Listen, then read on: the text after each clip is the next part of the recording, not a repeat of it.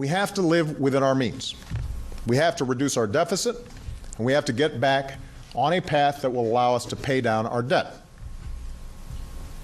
And we have to do it in a way that protects the recovery, protects the investments we need to grow, creates jobs, and helps us win the future.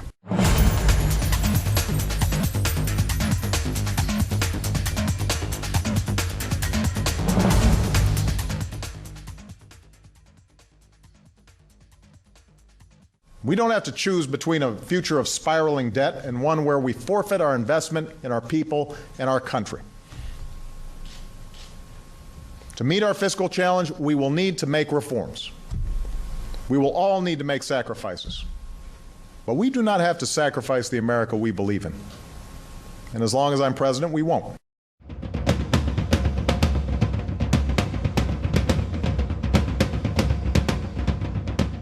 It's an approach that achieves about $2 trillion in spending cuts across the budget. It will lower our interest payments on the debt by $1 trillion.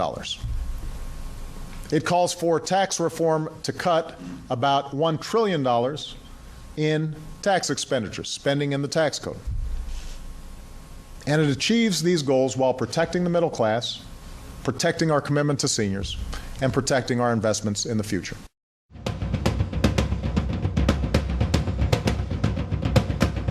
We cannot afford $1 trillion worth of tax cuts for every millionaire and billionaire in our society. We can't afford it.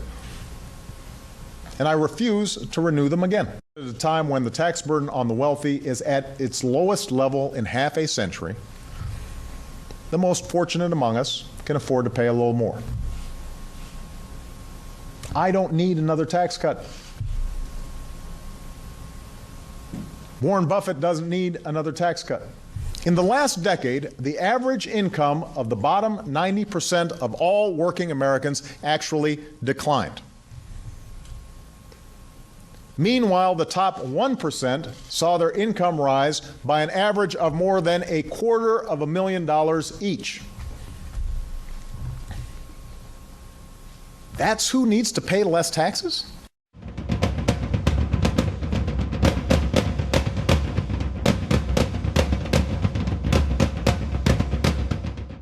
A 70% cut in clean energy, a 25% cut in education, a 30% cut in transportation,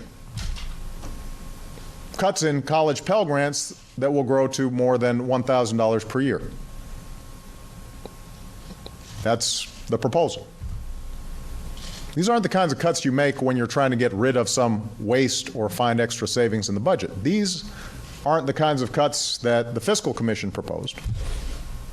These are the kinds of cuts that tell us we can't afford the America that I believe in and I think you believe in.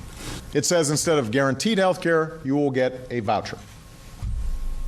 And if that voucher isn't worth enough to buy the insurance that's available in the open marketplace, well, tough luck. You're on your own.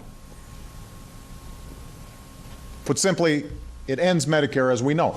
Ronald Reagan's own budget director said there's nothing serious or courageous about this plan. There's nothing serious about a plan that claims to reduce the deficit by spending $1 trillion on tax cuts for millionaires and billionaires.